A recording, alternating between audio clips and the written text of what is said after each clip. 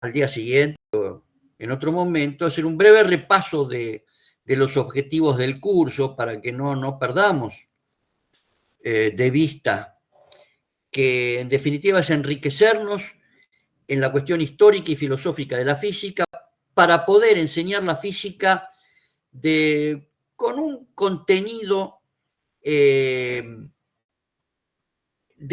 mayor valor que la simple enseñanza de los conceptos y de los ejercicios y preguntas que hacemos en la física. Simplemente enriqueciendo un poco nuestras clases con un contenido histórico y epistemológico de los temas. Yo hoy voy a hacer un breve repaso de lo que vimos de historia y epistemología, o sea, filosofía de la ciencia, y voy a dejar para las 3 próximas clases, que son las que nos van a restar para terminar este breve curso,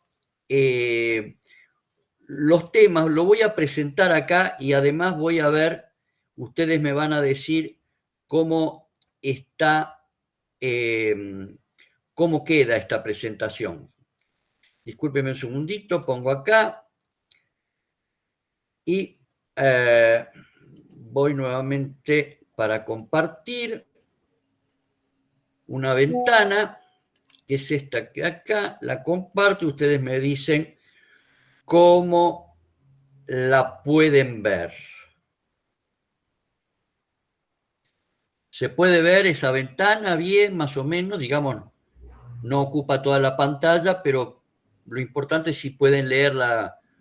Yo también la voy a leer desde acá. Se lee. Bueno, perfecto. Muchas gracias, Remo.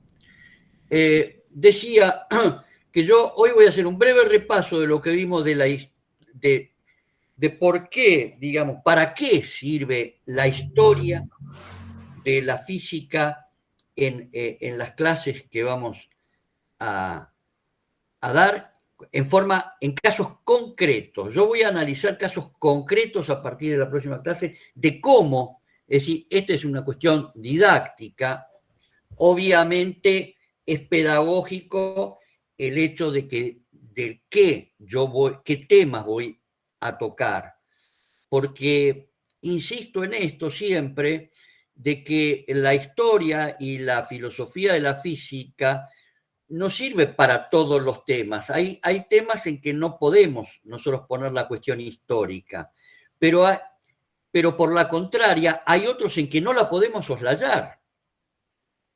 Y las que no podemos soslayar son básicamente las que acá están en esta diapositiva. Yo algo hablé en clases pasadas de algunos de estos, pero, por ejemplo, el principio de inercia, vamos a analizarlo de cómo tratarlo con el contenido histórico y filosófico. Lo mismo que la cinemática de Galileo, la ley de gravitación universal, la tercera ley de Kepler, la ley de Snell, el choque de cuerpos, el concepto de campo de fuerzas, la energía y también otra cuestión que quizás hoy la empiece a tratar al final, si me queda tiempo, que es el desarrollo del concepto de fuerza a través de la historia. Estos temas que están acá son temas que yo entiendo y otros, porque hay otros autores. Acá quiero resaltar por ejemplo, Gerald Holton, que fue uno de los primeros que en los años 60 introduce el estudio de la historia y la filosofía de la física en temas de física. Todavía su nombre creo que no falleció, tiene más de 100 años. Y que lo conoce en forma epistolar acá el doctor Contreras. Y también Michael Matthews, un neozelandés que ha trabajado muchísimo en esto y fue uno de los pilares de los congresos de historia y filosofía de la ciencia en la educación científica, a partir de los años 90. Bien. Lo que quiero ahora resaltar, vuelvo a la pantalla, o la puedo dejar porque ustedes me están viendo a mí. Después voy a colocar otra diapositiva.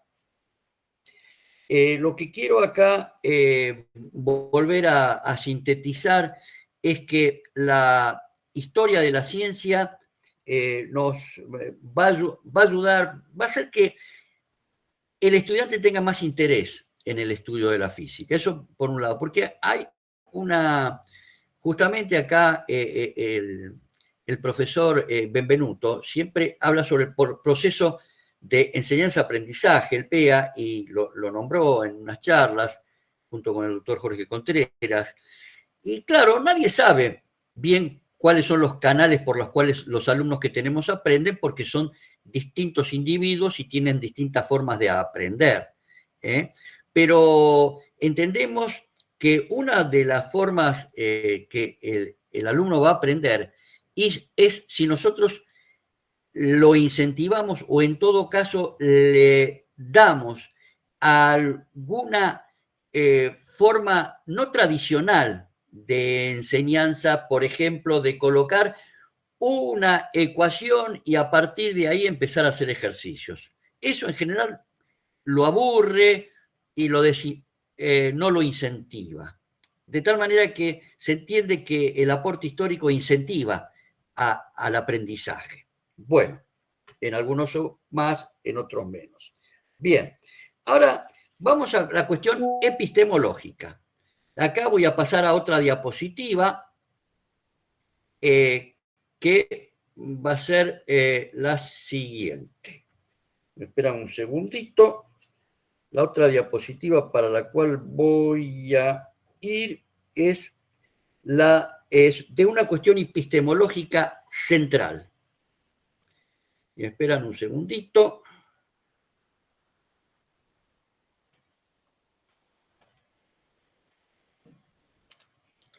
Esta de acá.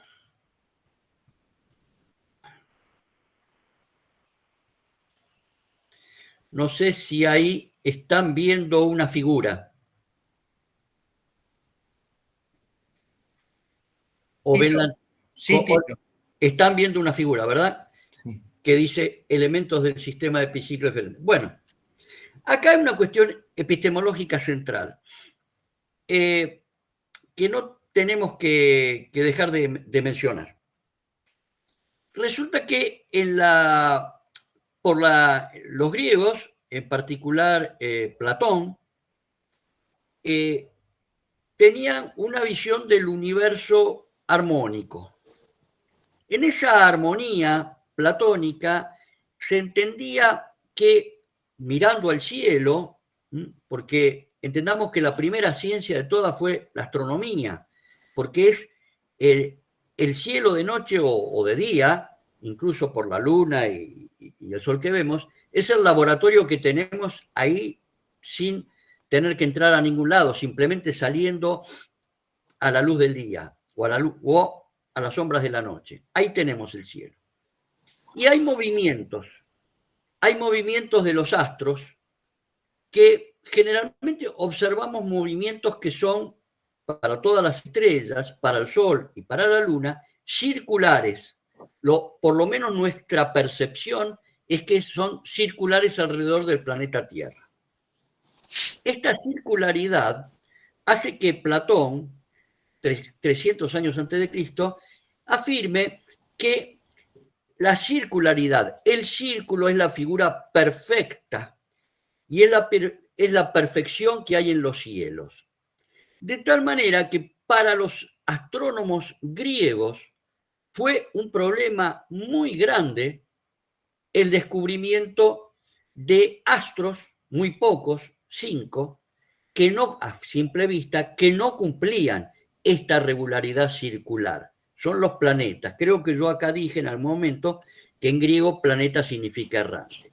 Por ejemplo, el caso de Marte es el que se ve más, aunque se ven también en Mercurio y otros, movimientos que de retrogradación. Es decir, en movimientos que en vez de ir como todas las estrellas del este hacia el oeste, de repente van del oeste hacia el este y después vuelven así.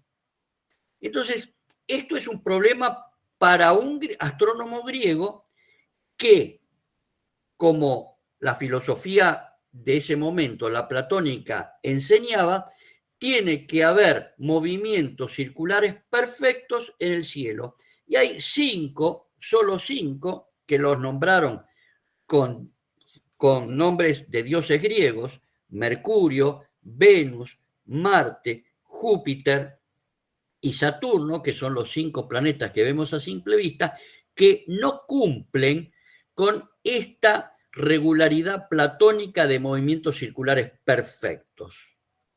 Entonces acá hay un problema que resolver.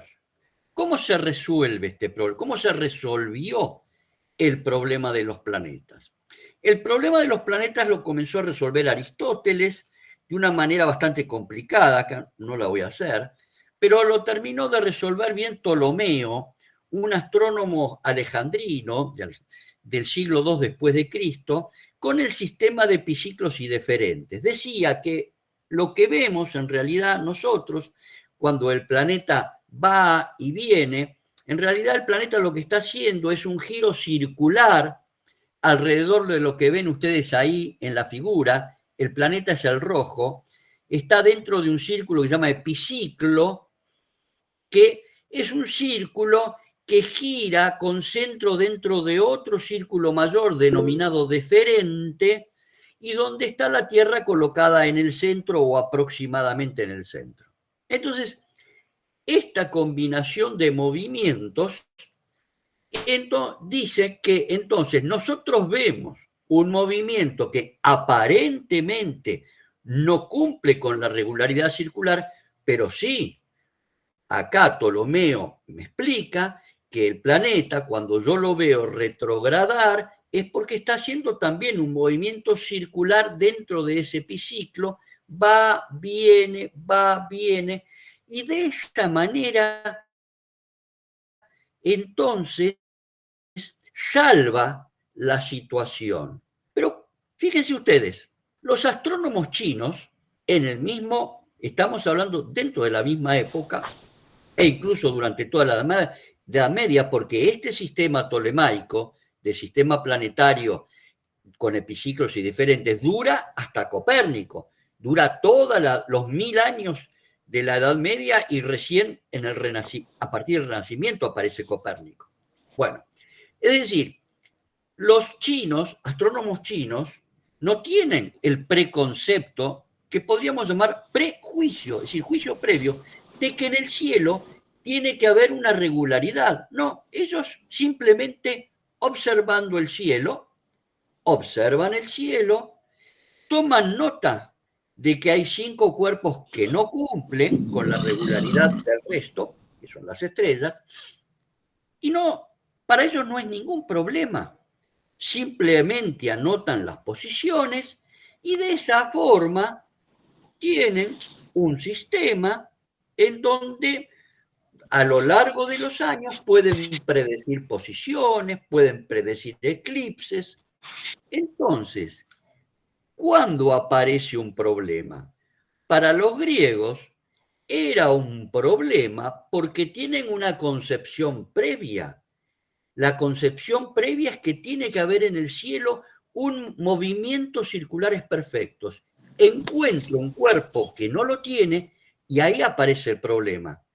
Pero el problema estaba previo, el problema está a partir de cómo yo observo y creo que es el universo.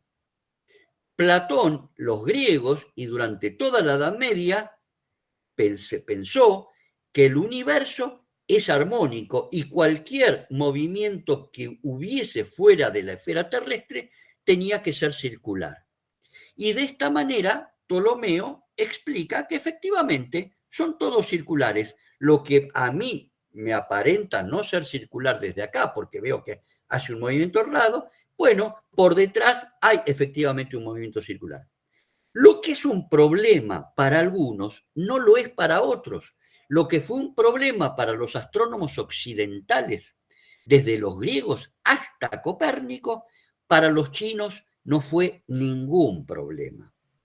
Y esta es una cuestión epistemológica central, que es la otra cuestión que va a aparecer con fuerza en dos periodos históricos. En el de Galileo, cuando la condena a Galileo y la quema de Giordano Bruno por ser copernicanos, o sea, por creer que la Tierra se mueve, como nos dice Copérnico, y no, como dice la Biblia en muchos casos, que la Tierra está quieta. El problema que enfrenta Copérnico, esto lo sigo dejando, después pongo otros y total me pueden ver bien. El problema grave que enfrenta Copérnico, y creo que acá ya lo dijimos, algunas veces ustedes me van a disculpar porque yo estoy dando cursos en simultáneo de historia y filosofía de la ciencia y digo, a ver, esto lo dije acá, lo dije, pero no interesa algunas veces repetir porque son, creo, cosas importantes, o por lo menos yo las considero centrales. El problema de que tiene Copérnico es que no puede demostrar el movimiento de rotación terrestre ni el movimiento de traslación. Y ese es un problema que va a empezar a salvar Galileo. Pero el tema es que en este proceso a Galileo se le dice que lo siguiente, el cardenal Bellarmino le dice a Galileo, mire, usted puede enseñar el sistema copernicano, pero ¿de qué manera lo va a enseñar? Diciendo que simplemente es un instrumento de cálculo. O sea, usted va a decir, si supongo que la Tierra se mueve, entonces yo tengo este sistema, el copernicano, y desarrollando ese sistema me dan mejor la posición de los planetas, la predicción de dónde van a estar, me dan mejor la predicción de los eclipses, pero usted nunca debe decir que la Tierra en realidad se mueve. Esta es la consigna que le dan a Galileo. Es decir, en epistemología eso se denomina instrumentalismo, se denomina el problema del instrumentalismo versus el realismo. Es decir, yo puedo enseñar, le dice, usted enseñe la astronomía, así, suponiendo que la Tierra se mueve, sea instrumentalista, pero no realista, no diga que efectivamente se mueve. Entonces la puede enseñar. Bueno, esto es lo que hace que pudo imprimirse en esa época en donde el poderío de la Iglesia en Europa era el más importante, que el libro de Copérnico se pudiese imprimir. Porque en el prefacio dice, en este libro, nosotros vamos a suponer, o yo voy a suponer, porque en realidad es apócrifo el prefacio, lo hace un tal Andreas Osiander, no lo hace Copérnico, pero no figura como Osiander. En este libro yo voy a suponer que la Tierra se mueve y se traslada alrededor del Sol, gira sobre sí misma. Pero de ninguna manera creo que eso es cierto. Simplemente es un instrumento para que los cálculos de predicción de eclipses y posiciones de planetas dan mejor. Nada más. Por eso se imprime. Es decir, si es instrumentalista, sí, pero ojo, que no sea realista, porque contradice el paradigma religioso dominante en ese momento. ¿Mm? Bueno, y ahora, ¿qué tenemos en pleno siglo XX? En pleno siglo XX tenemos también la controversia instrumentalismo-realismo. ¿Y de qué manera? Ahora lo voy a colocar acá en una diapositiva.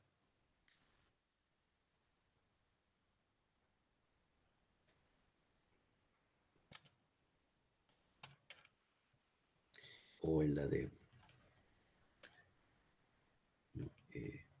disculpen un segundito. Vamos a ver acá. Esta no es. Disculpen un segundito. Vamos a la de... un segundito. A la de... ¿Dónde está? No, no. presentación.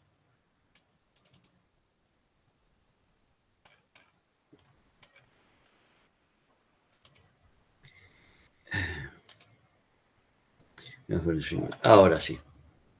Ahora sí. Bueno, pueden ver ahora la diapositiva en pantalla, los problemas filosóficos que plantea la mecánica relativista. Lo pueden ver, ¿verdad? Bien. Bueno, gracias. ¿Qué tal, Seña? ¿Cómo estás?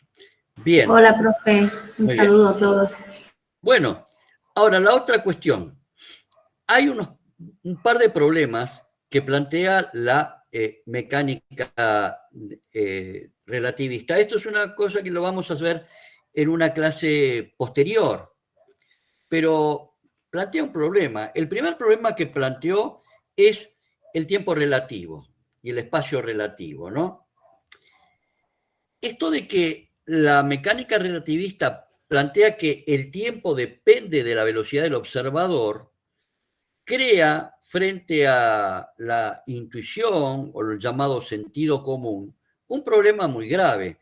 Digo, bueno, yo puedo creer que el tiempo es relativo y digo, sí, puede ser que es cierto. Puede ser que alguien que viaje a la velocidad de la luz durante un año y cuando vuelve es más joven que yo. Pero también puedo decir, y se dijo al principio, porque esto efectivamente fue comprobado que es así, pero al principio siguieron, bueno, vamos a hacer una cosa. Hacemos los cálculos en los problemas de mecánica relativista, suponiendo que el tiempo se expande o se contrae, y me da bien respecto de las experiencias que se hacían en el mundo subatómico, digamos. Entonces había muchos que decían, bueno, miren, yo no creo realmente que el tiempo se expanda o se contrae, pero a mí hasta es una teoría que funciona en el laboratorio. Bueno, y el otro problema,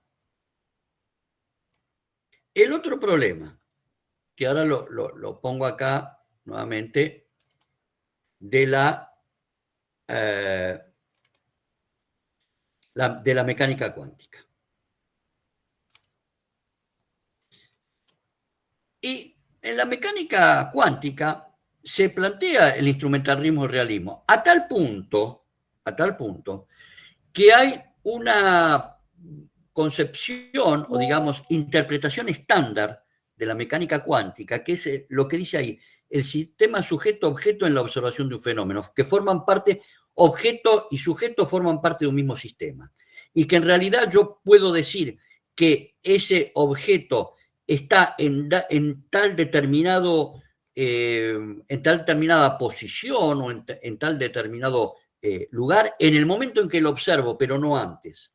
Esto es lo que se llama la interpretación estándar, la interpretación que se llama de Copenhague, porque fue hecha por Niels Bohr y sus discípulos. Pero Einstein tenía con Bohr esta gran discusión. Einstein decía que no podía creer, y murió Einstein pensando esto, ¿no? Que Einstein tenía pretensiones de realismo. Es decir, ¿cómo puede ser esta dualidad onda-partícula? Funciona, sí, pero necesito entender mejor la realidad. Como decir, tenía ese preconcepto, quizás porque era de una generación anterior, pero siempre tuvo la gran discusión con Bohr. Bohr era instrumentalista. Dice, a mí no me interesa. Bohr era instrumentalista. Es decir, me interesa que funciona. La mecánica matricial de Heisenberg funciona. No me interesa entender, dibujar bien cómo es el átomo de última, porque anda muy bien en el átomo de hidrógeno, pero con 2 o 3 electrones más ya no funciona ese átomo de Bohr, por lo menos para lo físico. Para lo químico sí es un buen modelo. Pero para los físicos, en general, tienden a ser instrumentalistas, no necesitan dibujar cómo es el mundo subatómico. Si no les interesa, lo que interesa, que las ecuaciones que ha producido a lo largo de los años la mecánica cuántica funcionan para realizar los implementos tecnológicos que conocemos, que son desde una bomba atómica a una usina nuclear, a una resonancia magnética o una tomografía computada. Funciona la mecánica cuántica. Se dice que ese es el gran logro, pero la gran desgracia es que no nos puede decir bien, por lo menos para nuestro sentido común y para nuestra manera de entender la realidad, qué es lo que está pasando ahí adentro en ese mundo subatómico. No terminamos de entenderlo bien. ¿Cómo es esto de la difracción, que un electrón se puede comportar como partícula o como onda? Y decimos son partículas, pero cuando esas partículas son lanzadas frente a una rendija, se producen fenómenos de interferencia como si fuesen ondas. Entonces, ¿qué es? ¿Una partícula, una onda? ¿Cómo es esto que yo no puedo saber bien dónde estaba antes de observarlo? Plantea la mecánica cuántica unos problemas filosóficos enormes, que no están todavía totalmente desarrollados, como actualmente el planteamiento que hay de la materia oscura y de la energía oscura, que las galaxias se están acelerando en vez de contraerse. Esto no está explicado. Y entonces los físicos plantean hipótesis de que hay una materia oscura, una energía oscura, que es la que atrae a las galaxias, pero ¿esto será real o es una conjetura? ¿Mm? Bueno, en realidad no deja de ser conjetura, ¿no? Es muy difícil dentro de la física saltar del modelo a la realidad. Fíjense ustedes el modelo copernicano, que es de 1543, y realmente el movimiento, mecánicamente se comprueba el movimiento de rotación terrestre a través de una experiencia que es el péndulo de Foucault en 1851, es decir, 300 años después. Y dentro de 300 años quizás sabremos qué es esa materia oscura, que quizás no sea la causa por la cual las galaxias se expanden, capaz que es otra la causa.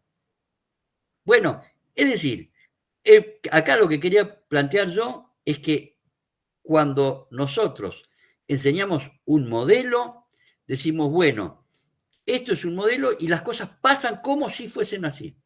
Ahora, muchas veces no sabemos si en la realidad es así. O sea, en el caso del átomo, las cosas funcionan como si están los electrones girando alrededor de los núcleos y demás.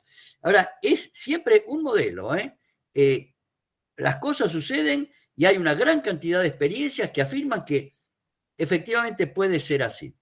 Pero como nunca lo vamos a observar en realidad, ahí ese modelo prácticamente a pasarse en una realidad cuando ya es irrefutable.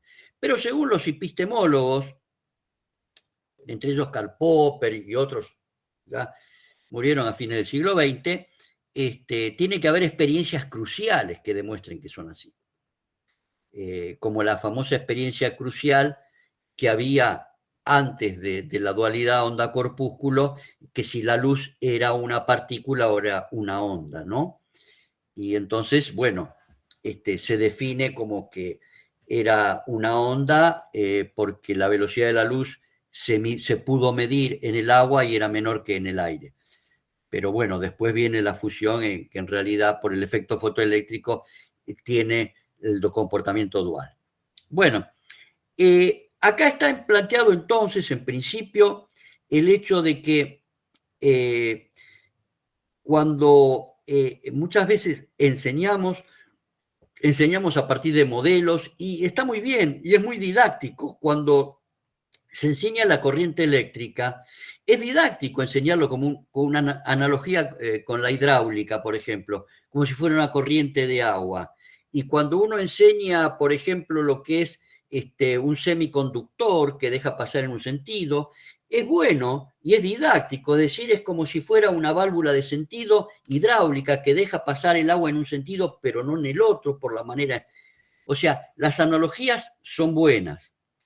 Pero tenemos que tener siempre en mente de que son analogías y que es difícil interpretar el mundo subatómico, porque uno tiene, por ejemplo, uno dice, y el electrón lo tenemos como si fuera una pequeña pelotita, ¿Y por qué tiene que ser una pequeña esfera, como una pequeña bolita el electrón? No necesita ser eso. Vas a saber cómo es en realidad. Lo que sucede es que uno trata, y esto lo dijo Bohr, de recrear en el mundo microscópico el mundo macroscópico que conoce. Nosotros conocemos el mundo macroscópico.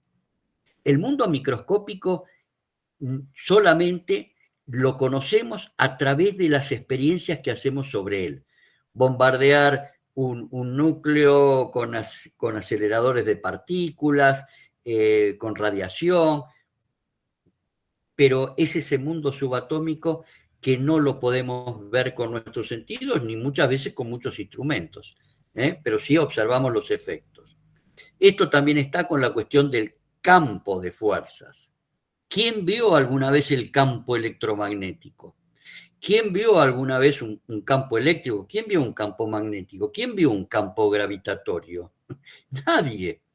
Pero es esta noción de campo la que a nosotros nos permite llegar a conocer la naturaleza de una mejor manera.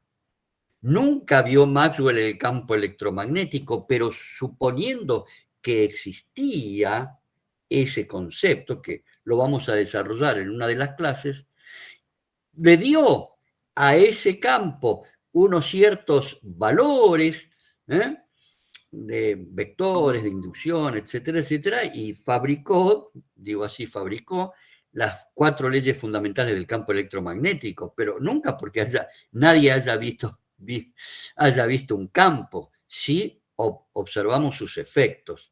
De la misma manera que dentro de la física atómica nadie vio el interior de un núcleo, de un átomo, pero sí sabemos los efectos que produce. Y precisamente todo lo que se hizo para ese conocimiento, muchas veces se lo hizo a partir de la teoría, a partir de ese método hipotético deductivo, porque también nosotros enseñamos muchas veces que la física se construye a través de experiencias. Y es cierto, pero en parte. Uno dice, Galileo se subió a la torre de Pisa y tiró 2 objetos, uno pesado, una bola pesada y una chiquitita al mismo tiempo. Y entonces la gente se reunió alrededor de la torre de Pisa, Galileo tiró esos 2 objetos y, en contra de lo que decían los aristotélicos, se observaron que caen al mismo tiempo y no cayó primero el más pesado y después el más liviano. Y ese es el método experimental, es el método científico. Es un método, pero ni es el único, ni es verdad. Muchas veces se postula que no necesitó Galileo hacer eso. A través de una experiencia mental, Galileo se preguntó, si yo tengo una bocha así grande, ¿qué razón hay para que si la corto en 2 pedazos y la arroje, no caigan al mismo tiempo que juntas? Es decir, hizo una experiencia mental, no tenía que hacerla, no tenía que subirse a la Torre de Pisa, no solo eso, que si subía a la Torre de Pisa, como los objetos, el grande y el chico, los hubiera arrojado no en el vacío, sino en el aire, que producen un empuje, bueno, la pesada hubiera caído, si hacemos los cálculos, un poco antes que la liviana.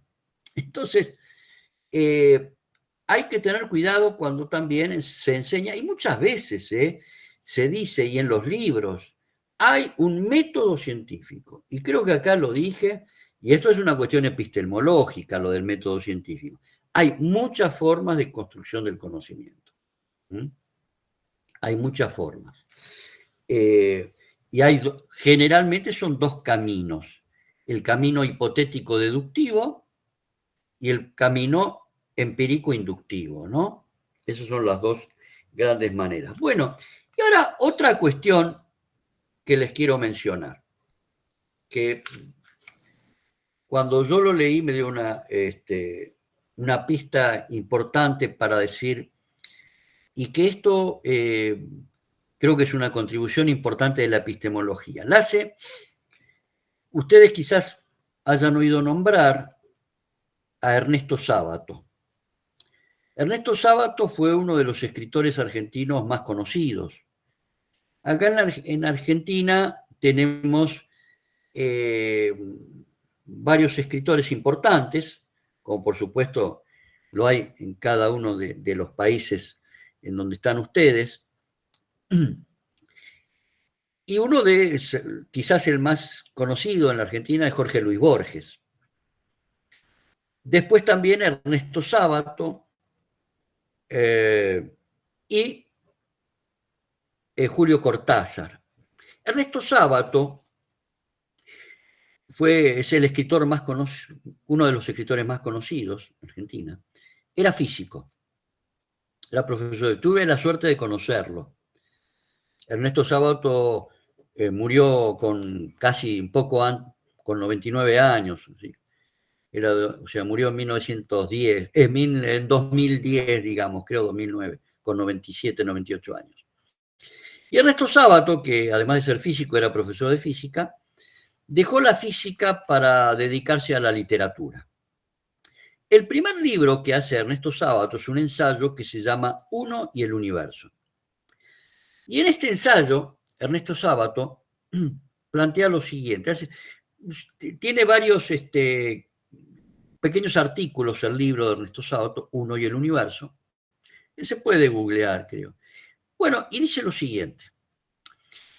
Como anécdota, hay un científico que es un ictiólogo, es decir, un hombre que se dedica a conocer la naturaleza y biología de los peces. Ictiólogo, es el científico. Y quiere conocer, bueno, digamos, en su trabajo lo que hace es tirar la red al mar para ir pescando peces. Entonces, bueno, pesca peces, entra al mar con la red, o arroja la red, saca peces. Bueno, hay dos personas que están observando el trabajo de este ictiólogo. Hay dos personas que están observándolo. Estas dos personas son epistemólogos, o sea, son filósofos de la ciencia. Y el ictiólogo es el hombre de ciencia. Bien.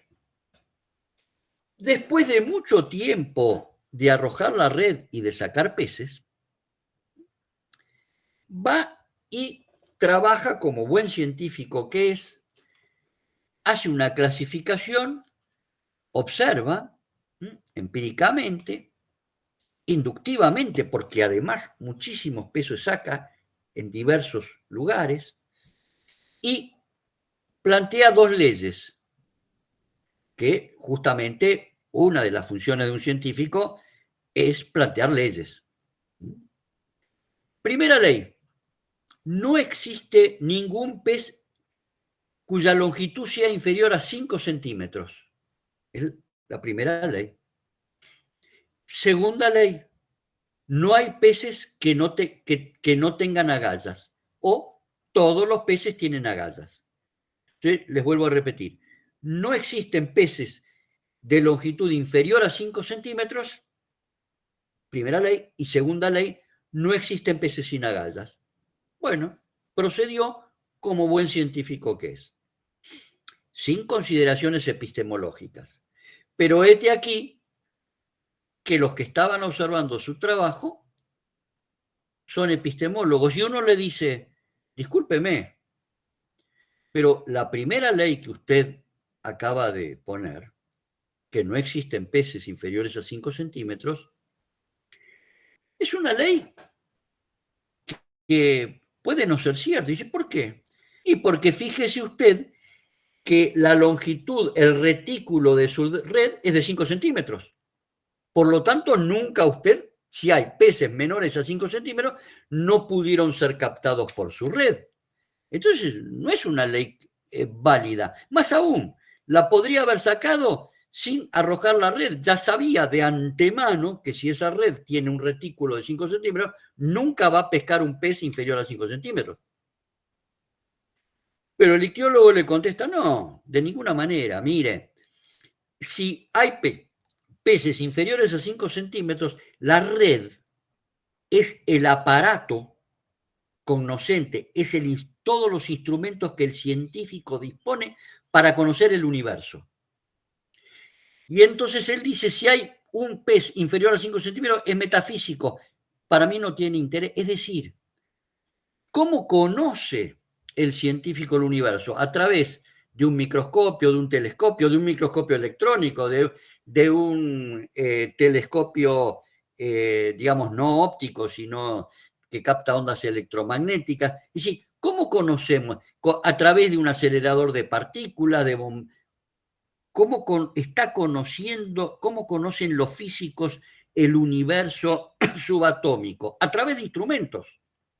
Y si esos instrumentos no pueden detectar algo, es porque habrá algo que está más allá bueno, que será metafísico y que quizás se puedan descubrir cuando haya un perfeccionamiento, cuando la red la podamos hacer de menos de 5 centímetros de reticulado. Pero la otra observación muy importante, quizás más profunda, es respecto a la segunda ley. Y el otro epistemólogo le dice, mire, señor científico, señor ictiólogo, ¿usted dónde pescó? Acá, supongamos, en el Océano Atlántico. Y en el, supongamos, ¿no? O en este océano. Y dígame una cosa, ¿y no habrá otros océanos en donde haya peces sin agallas? Y entonces el científico le dice, mire, este es el universo que yo tengo a mi alcance. Si hay otros universos, no sé. Es decir, el científico hizo dos leyes que pueden muy bien ser vulneradas si se perfeccionan los instrumentos que tenemos para conocer el mundo y además si llegamos en un momento a determinar que puede existir otros universos en donde las cosas o los fenómenos sucedan de una manera distinta a nuestros universos, al universo nuestro. Y esto es muy importante, por lo menos para mí, en el sentido que nos da algo que es los límites que tenemos para conocer nuestro universo. Uno de esos límites que tenemos para conocer el universo es, por ejemplo, que en este universo no hay una velocidad mayor a la de la luz. Y además que por la primera ley de la relatividad restringida de Einstein, que hasta ahora no se violó. Y en este universo rige el principio de conservación de la energía, que hasta este momento no se violó.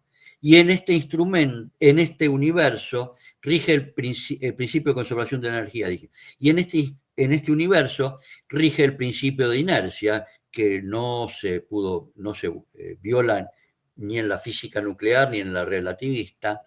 Y en este universo no puede haber una temperatura inferior a 0 grado Kelvin, pero quizás haya otros universos en donde las velocidades de la luz puedan ser mayores, las temperaturas menores a 0 grados Kelvin puedan existir, que se viole el principio de conservación de la energía y que se viole el principio de inercia.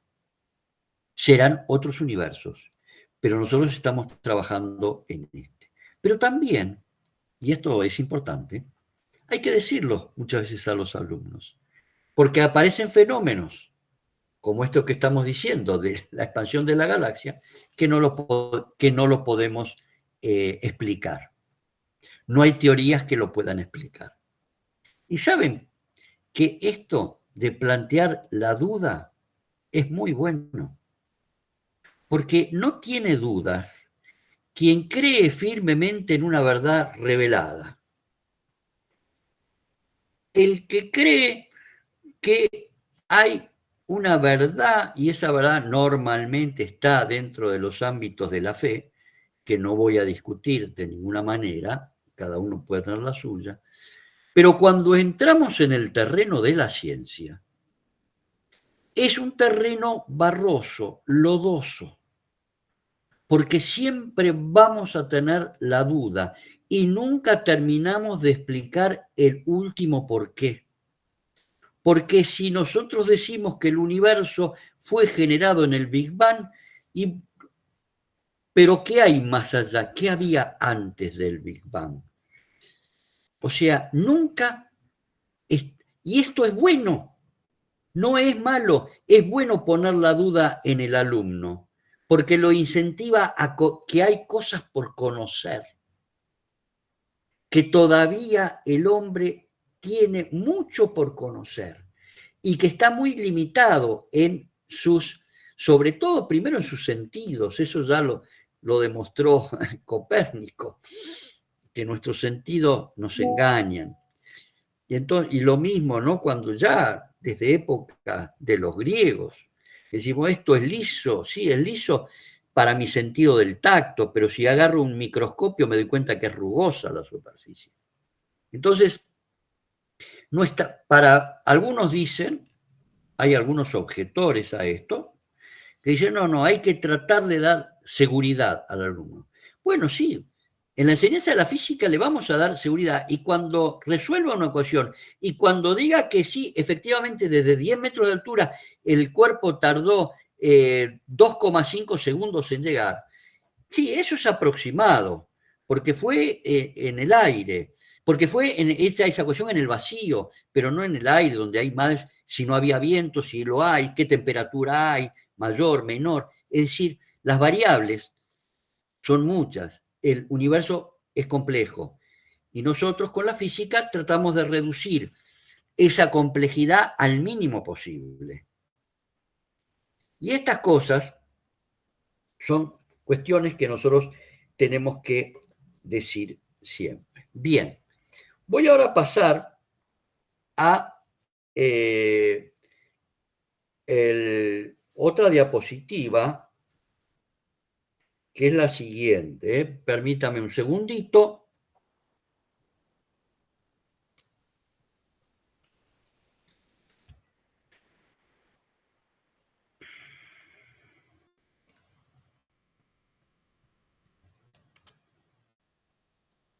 No, estoy en la misma, perdón.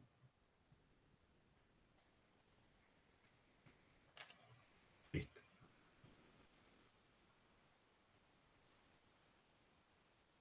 Pero no.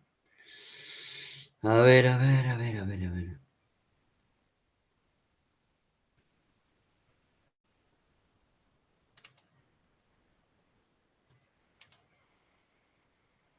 Voy acá. Voy a entrar ahora. ¿Qué ventana tengo? Tengo esta ventana. A ver ahí. Bueno. Bueno, bien. Ahora voy a pasar a otro tema. Hasta aquí he planteado cuestiones epistemológicas que si creo que está esto compartido, yo lo que voy a hacer además a quienes me escriban a mi mail, les voy a enviar en adjunto el libro sobre los aportes históricos y epistemológicos para mejorar la enseñanza de la física. Así pueden ir leyendo, pues son artículos que pueden ir leyendo y es un poco, gran parte de eso es lo que yo acá estoy diciendo, ¿no? Están viendo ahí en la pantalla sobre lo de la revolución científica, ¿verdad? Bueno. Una de las cuestiones que quedan establecidas después de la revolución científica a partir de Copérnico, la revolución científica se entiende que nace en 1543 cuando Copérnico plantea el heliocentrismo y finaliza a fines del siglo XVII con la publicación de los principios matemáticos de filosofía natural de Newton. En realidad se extiende más allá, es decir, digamos, eso es lo central y quedan establecidas estas cuestiones que que voy acá a nombrar ahora, ¿no? En el siglo XVIII y en el siglo XIX continúa el avance de la ciencia, pero el planteamiento, la base, la raíz que nos deja planteada la revolución científica es lo que está aquí puesto y que Galileo y Newton dejaron establecidos. Es algo, todo esto que está acá, que de alguna manera se va a romper en el siglo XX. Pero esto que queda muy establecido y fundamentalmente en el siglo XIX, en donde la física aparece como si fuera una ciencia exacta. Y en realidad la única ciencia exacta es la geometría y el álgebra, porque trabaja con entidades que son abstractas, ¿no? Entonces, imagínense que la geometría plantea que el punto es lo que no tiene parte, cosa más abstracta que eso, y que la línea es una sucesión de puntos, y si el punto no tiene parte, bueno, una línea no tiene ancho, y el plano es la intersección de dos rectas que no tienen parte, y entonces esa superficie, ¿y eso qué? ¿Dónde está? Y eso únicamente puede estar dentro del intelecto de la mente humana, ¿no? Pero la física es como la química, como la biología, son ciencias fácticas. En cambio, tanto la matemática como la geometría son los llamados ciencias formales, como la lógica también. Pero, ¿qué queda establecido a partir del siglo XVII con la revolución científica? Primero, que la naturaleza actúa a través de leyes. No actúa de manera al azar, está reglamentada, casi, digamos, como si fuera una sociedad, ¿no? Que estas leyes poseen estructura matemática. Repito una vez más que esta es la gran frase de Galileo, que si queremos conocer a la naturaleza, tenemos que saber hablar el mismo lenguaje que nos habla. ¿Y en qué lenguaje me habla la naturaleza? El lenguaje es la matemática. Bien. Que existe un principio de causalidad, de causa y efecto. Es decir, hay un efecto que es que un cuerpo se acelera, es porque hubo una causa, por ejemplo, la fuerza. Y la relación entre la causa y el efecto, es decir, entre la fuerza y la aceleración, es una ecuación matemática que depende del objeto. Fuerza igual masa por aceleración. Es lo clásico que se enseña. La relación causa-efecto, reacción de causalidad. Otra más, el tiempo y el espacio son magnitudes absolutas. Es decir, no dependen de ninguna otra cosa. Estamos hablando lo que queda implantado hasta principios del siglo XX. La geometría del mundo es euclídea, es decir, todo triángulo en cualquier lugar del universo, la sumatoria de los ángulos internos es 180 grados. No puede haber un triángulo curvo. La geometría es plana. Segundo, la cosmovisión mecanicista es la correcta, solo hay partículas y vacío. Bueno, esto es lo que nosotros enseñamos. Cuando no enseñamos la física del siglo XX, es decir, no nombramos para nada la relatividad ni la cuántica, esto es lo que nosotros enseñamos.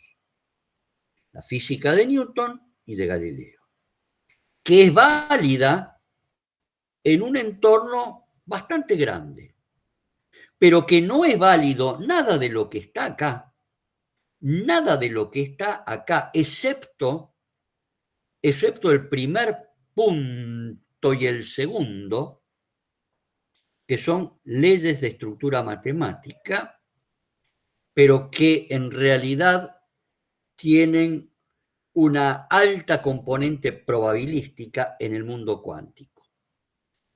Todo lo demás, que existe un principio de causalidad, causa-efecto, que tiempo y espacio son magnitudes absolutas, que la geometría del mundo es euclídea y que la cosmovisión mecanicista es la correcta y que solo hay partículas y vacío, eso no existe ni en el mundo de la mecánica relativista ni en el de la mecánica cuántica. Existe, sí, en el mundo de la física y de los fenómenos físicos que nosotros enseñamos, que es el 99% del mundo observable. Pero todo eso, o sea, salvo las dos primeras, todo lo demás se va a caer en el siglo XX. Pero eso es lo que nosotros tenemos que enseñar. Eso es lo que nosotros tenemos que enseñar. Que el tiempo y el espacio son magnitudes absolutas, que hay leyes de causalidad, que la geometría del mundo es euclídea, cuando en realidad la geometría del mundo es hiperbólica, digamos, ¿no? Es el riemanniana, de una geometría distinta. Pero, y esto, que cuando lo enseñamos, bueno, por lo menos tomémonos al final, la última de las clases que vamos a dar en nuestro curso, para decir, miren, nosotros les enseñamos una física, los principios de la dinámica, las leyes de la cinemática, vimos cuestiones de calorimetría, de electromagnetismo, de magnetismo, de óptica, y todo funciona muy bien. Pero, muchachos y muchachas, en el siglo XX se produjeron dos grandes revoluciones, que son la cuántica y la relativista, y tiran de esos 6 conceptos, 4 de ellos abajo. Excepto el primero. Todavía sabemos y estudiamos el mundo y tratamos de encontrar leyes de carácter matemática que rigen los fenómenos. Nada más que los fenómenos atómicos y demás tienen leyes que son más de índole probabilística que exacta, digamos, ¿no? Bueno, estas son cosas que hay que decir por lo menos en la última clase, ¿no? Que van a incentivar a nuestros alumnos en el sentido de decir, no, yo creía que ya la física era un producto terminado, yo creía que era todo válido, que era cierto, ¿no? Creo que hay también una gran anécdota, yo siempre la cuento, respecto de la órbita de Mercurio, ¿no? Porque Mercurio, el planeta Mercurio, cuando se acerca mucho al Sol, el punto que se llama el perihelio, se desvía de la elipse, digamos, del movimiento elíptico de la que tienen todos los planetas alrededor del Sol. Y resulta, que como Mercurio se va más cerca del Sol de lo que tendría que ir, de acuerdo a las leyes de la gravitación de Newton y a las leyes de Kepler, entonces plantearon que entre el Sol y Mercurio había un planeta que incluso le dieron nombre, Vulcano. Y resulta que, claro, este planeta lo estuvieron buscando. Y lo estuvieron buscando, estamos hablando ya entrado el siglo XX. Porque había un desvío importante. Y claro, no hay, todavía, digamos, no existe Vulcano, por la simple razón de que el Sol curva el espacio alrededor, como toda la materia, como nos dice la relatividad general de Einstein. Y esa curvatura que se produce en las cercanías del Sol es una curvatura muy grande que hace que Mercurio se aleje de esa órbita elíptica que predecía la mecánica celeste, digamos, tradicional, digamos, clásica. Entonces, hay cuestiones que no se pueden explicar, y cuando no se pueden explicar, la comunidad científica queda en estado de shock. Entonces, generalmente se trata de explicar a través de lo que se conoce, a través de la teoría que conocemos.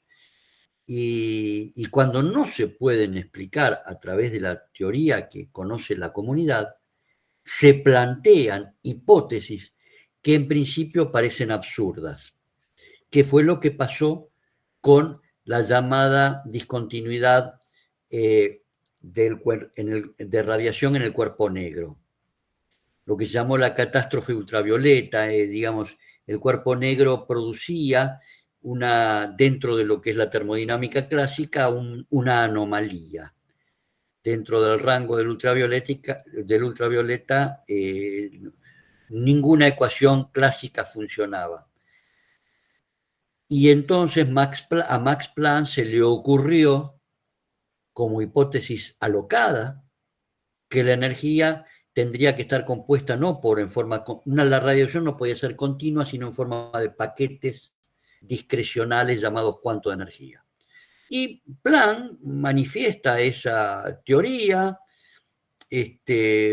se obtienen ecuaciones que dan se adaptan realmente con las experiencias, pero Max Planck en año 1900 da la conferencia donde su hipótesis de que la energía está dada como si fueran partículas, con cuantos de energía. Hasta el año 1912, o sea, pasaron 12 años hasta que Planck diga, no, esto es real. O sea, pasó del instrumentalismo al realismo. El mismo que había creado la teoría no creía en la existencia de cuantos de energía, sino era como una suposición que explicaba. Pero el hecho de que explique, para él no significaba que fuese cierto que la energía estaba cuantificada. Resultó ser que sí, por lo menos hasta hoy, que la energía está cuantificada. Lo mismo también se cree del espacio, que está cuantificado. Pero bueno, estas otras cuestiones que tienen que ver con la mecánica cuántica, con la teoría de la gravedad cuántica. Y hay muchas cosas que están todavía en pañales, todavía se sigue discutiendo en la teoría de cuerdas y demás, y resulta que hay mucho por conocer, sobre todo en el aspecto cosmológico.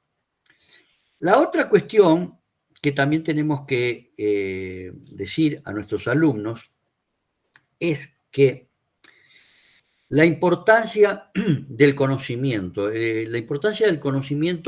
porque muchas veces estamos o decimos que hay que investigar para resolver problemas concretos del mundo físico. Y algunas veces ni Newton, ni Galileo, ni muchas veces ni Einstein, ni tantos otros hicieron ciencia tratando de resolver problemas de la vida diaria, simplemente tratando de conocer mejor el mundo, la naturaleza que nos rodea, porque eso es la física en sí. Cuando entramos a la clase de física y uno se pregunta, ¿para qué voy a enseñar física?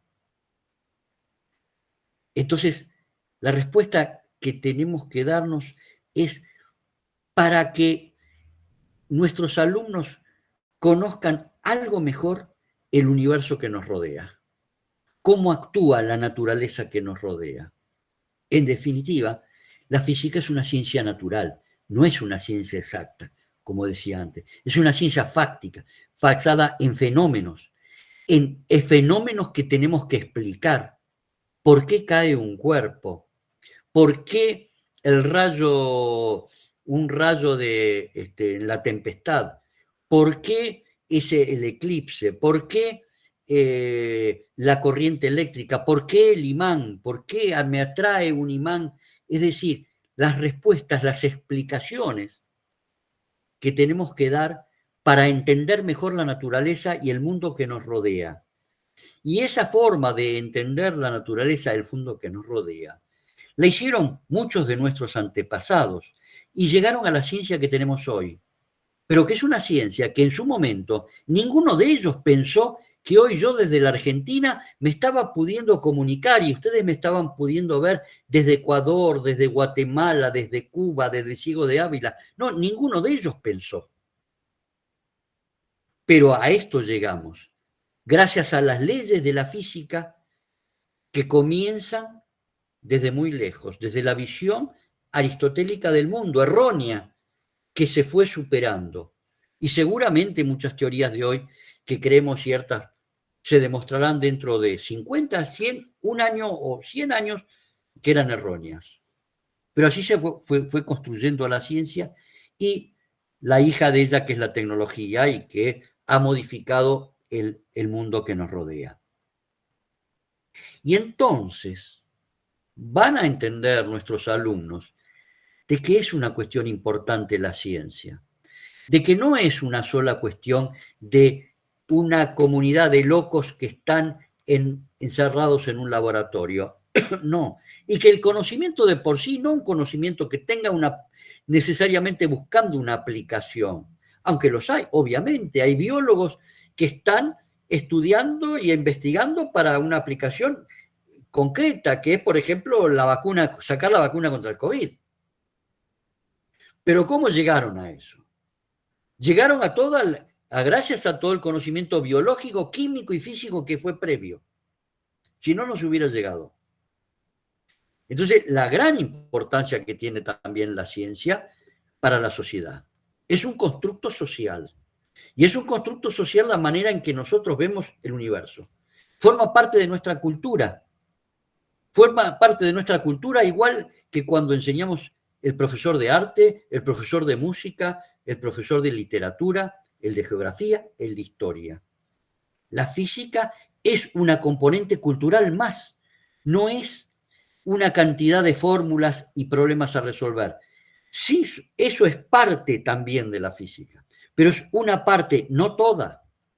Ahí está el punto sobre el cual yo siempre quiero recalcar la utilidad que tiene el estudio de la ciencia para los muchachos y muchachas que están en el preuniversitario, en el secundario, porque muchos de ellos no van a seguir estudiando física, no van a seguir estudiando ingeniería, van a seguir estudiando otras cosas o simplemente no van a seguir estudiando otras cosas. Entonces necesitamos que se enriquezcan con la cultura científica, no solamente con la cultura que le dio el profesor de arte, de dibujo, el de literatura, el de historia, el de geografía. Es un enriquecimiento y poderoso el de la herramienta científica. Bueno, yo de lo que hoy tenía para aquí, más o menos creo que, a ver si me voy a poner una diapositiva más. Discúlpenme un segundito, a ver, voy a otra diapositiva.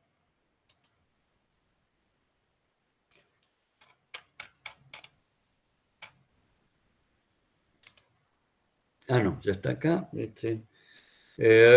Bueno, no, vengo nuevamente acá. No, ya están. Y creo, por ahí sí creo que volvamos a repensar esta otra que yo tenía acá. Espera un segundito, a ver, viene, está acá, la saco, voy a la de acá, a ver si es esta, no.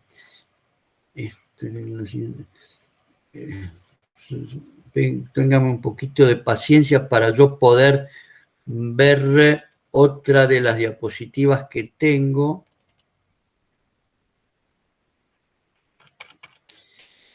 Que anda por acá, que anda por acá.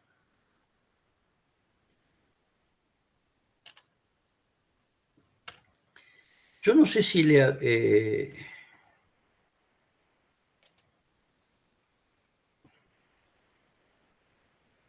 acá, acá, esta de acá.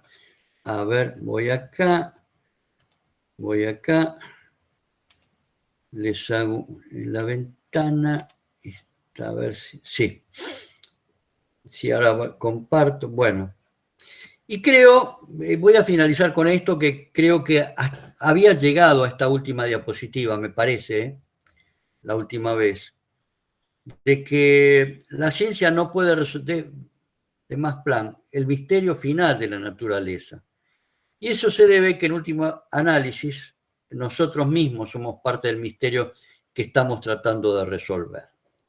Bueno, cuando yo les decía a ustedes que de que en un preuniversitario o un curso secundario enseñamos una parte nomás, que sería la ciencia, la física en este caso, y está el profesor de música, está el profesor de literatura,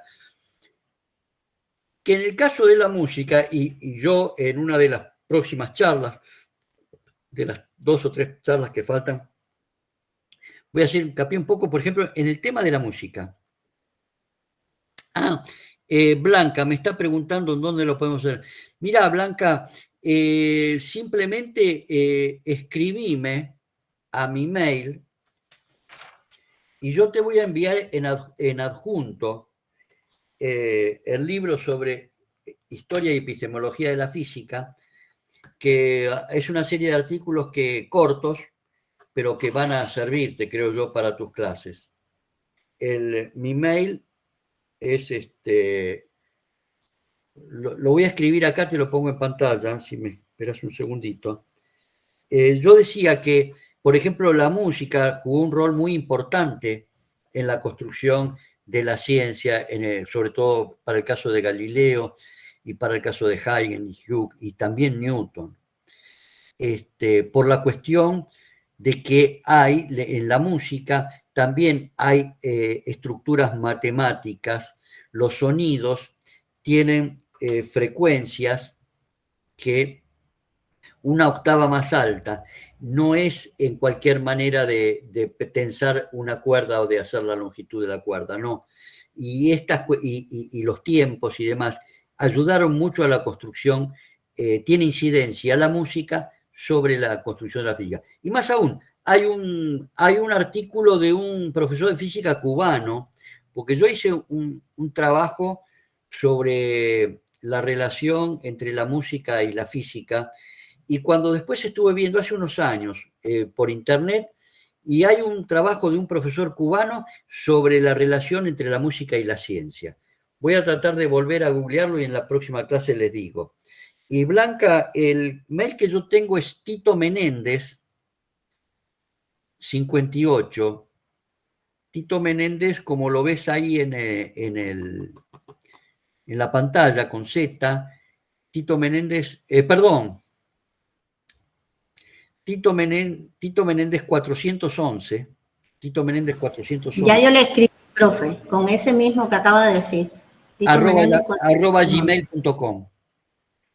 Y tengo otro que algunos me han escrito que es titomen58 arroba yahoo.com.ar, pero el Tito Menéndez 411 arroba gmail.com.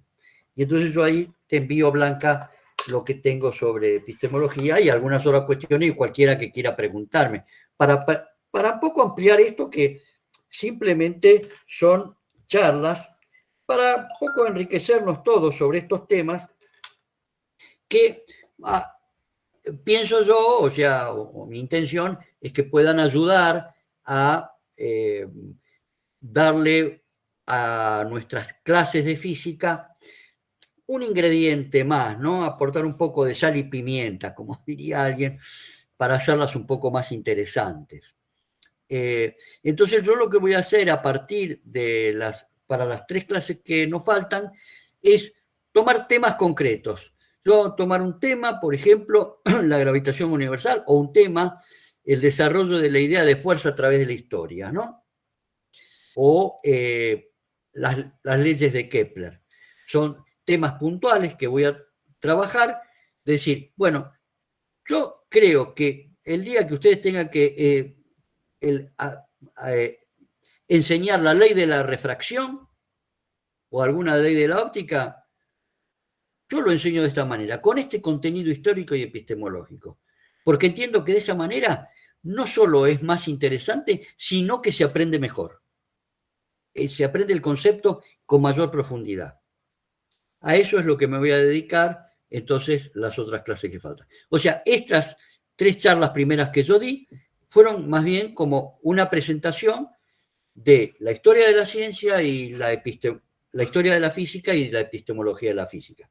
Pero les aclaro, es como una primera presentación donde obviamente hay muchas cosas que faltan, no es una cosa completa totalmente esto, ¿no? No, de ninguna manera. Es una aproximación y espero que les haya sido de utilidad. Así que si alguien tiene alguna cuestión, sí. Profe, le pido, bueno, gracias por los conocimientos compartidos. Profe, le pido, de ser posible, que deje de compartir la diapositiva ahorita para tomar un capture de todos y, de ser posible, si algunos pudieran activar la cámara, porque es para hacer el pequeño video que siempre hacemos de participación. Muchas gracias. Perfecto. Ya, ¿Qué tal, Vladimir? Hola, Edgardo, ¿cómo está? Hola, ¿Cómo está Vladimir. Vladi? El profe Hola, Andrés. Vladi. ¿Cómo está, Carlos Alfredo? Un saludo. Yo voy a hacer el capture, ¿ya? ¿Cómo no? Qué gusto, profe. Ya, todos muy guapos, gracias. Bueno, Gracias. ¿y cuándo el amigo Benvenuto va a dar sus charlas sobre astronomía? No, hola, Tito. Sí. Eso es el año que viene. Ah, bueno. Ya teóricamente el año que viene. Este año no. Eso está en manos de Jorge. Sí. Quería decir algo, creo, no sé si lo dije. Hola, Andrés. Sí, ¿qué tal? Lo dije al principio, que habías puesto lo del PEA, el proceso de enseñanza-aprendizaje, ¿no? Y una de las ideas centrales acá de Remo, por lo que hemos charlado, es que nadie sabe cómo aprende en realidad, porque cada individuo aprende de una manera distinta. Pero leí algo, Remo, porque me dejó pensando lo que había dicho, de que no sabemos bien cómo aprende y cada uno tiene sus formas y más, pero hay algo en un trabajo de un pedagogo americano que dice, pero el alumno en general aprende cuando ve que el profesor tiene tiene interés en lo que está enseñando, tiene pasión por lo que está enseñando, lo hace de una manera afectiva, se ve que está comprometido. Esa es la forma. Sí, o sea... Pero no los contenidos. Claro, no, pero, o sea, hay que hacer interesar al alumno, hay que dar esa sal y pimienta que es el decir, bueno, mirá, el profesor todavía, a pesar de todo lo que conoce el tema y tantos años que tiene, y sigue haciéndolo con interés y tiene iniciativa y nos despierta ganas de conocer más. Y entonces, bueno, sí, es una interesante forma. Bueno, tengo algunos comentarios, ¿puede ser? Sí, cómo no. Todavía faltan 6 minutos para que... Bueno, un minuto. Sí, respecto a lo que puso Jorge como el tema del docente hoy, sí. Que vos hiciste un comentario, que somos formadores.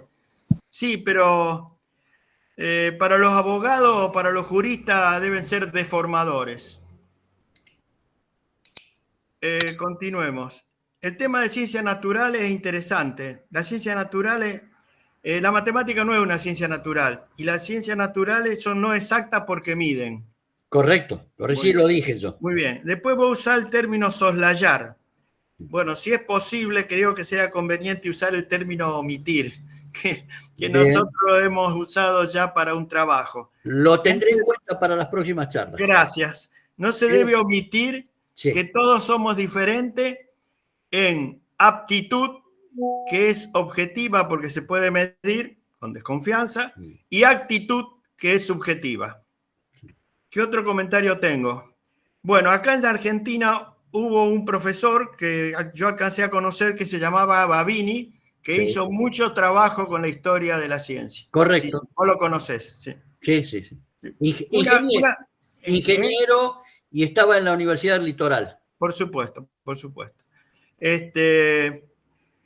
Una pregunta. Vos dijiste que Ptolomeo, por supuesto, tenía que ser geocéntrico. Sí. Y hablaste de que los chinos no tenían eso, como era instrumentalismo. Eso que vos hablaste. Sí. ¿Los chinos creían en el sistema solar heliocéntrico? No, geocéntrico. No, Ptolomeo era geocéntrico, pero si los chinos no tenían que hacer tanto lío como hizo Ptolomeo para explicar lo que se veía, ¿eran heliocéntricos? No, los chinos simplemente tenían una astronomía posicional, observaban... Como Copérnico. Claro, observaban las posiciones Sí, está bien, está bien. Y digamos, la retrogradación de los planetas para ellos no le producía... El movimiento retrógrado, sí, sí. No le producía ninguna angustia, digamos. digamos. Está bien, está bien. Bueno, con respecto a la famosa controversia entre Bohr y Einstein, Dios no juega a los dados y todas esas cosas, bueno, yo creo que acá el papá de todo esto es Heisenberg, que es el principio de incertidumbre, todos tenemos incertidumbre. Y está la famosa anécdota del gato de Redinger, ¿no? Sí. Que tiene que ver con esto. Bueno, muy interesante la analogía de la red de 5 centímetros. En realidad esa es la idea, que nosotros siempre hasta tenemos un límite en realidad es un límite de apreciación. Correcto. Un tema interesante es lo que vos hablaste del conocimiento y de la justificación. Bueno, este ejemplo yo ya lo he escrito algunas veces. En el siglo XIX, que teóricamente ya estaba la ciencia terminada, sí. Sin embargo, no había forma de justificar algo tan obvio como el Sol.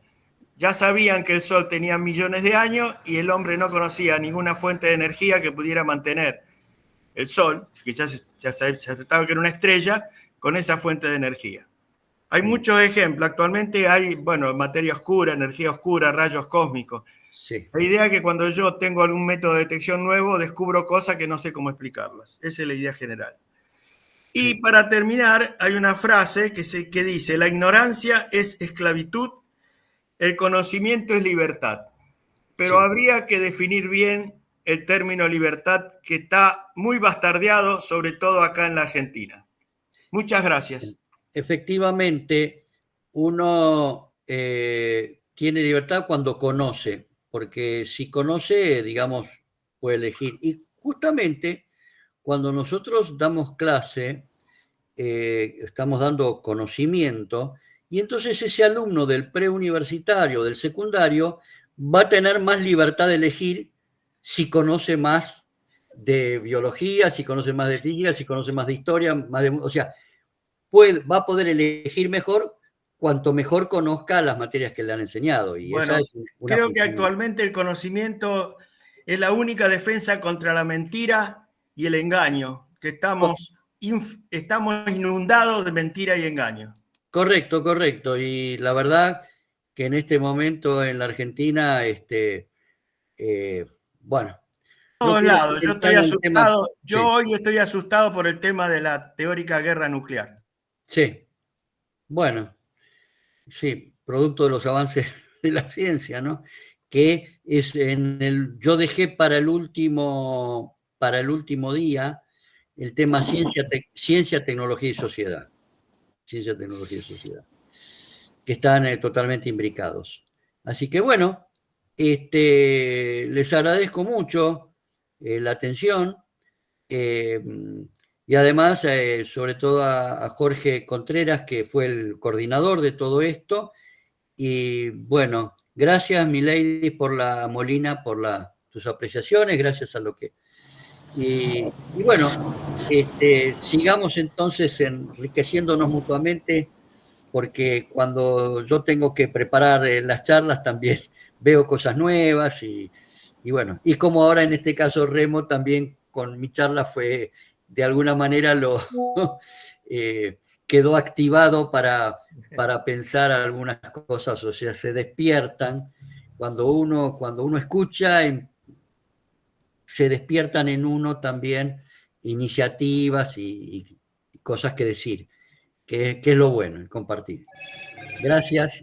Gracias, Tito, gracias a todos. Bueno, y ahí la veo a Adriana Sofía Chávez, que no la había visto antes. Te doy un buen saludo. ¿Tú, Adriana, qué estás, en Habana o en Ciego de Ávila? ¿O en Matanzas?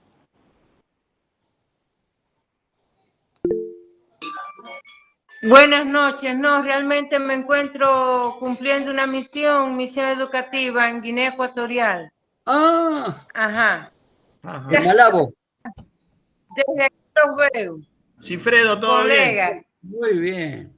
Bueno, un gusto. Un gusto, Cifredo. Sí, Guinea Ecuatorial es Andrés.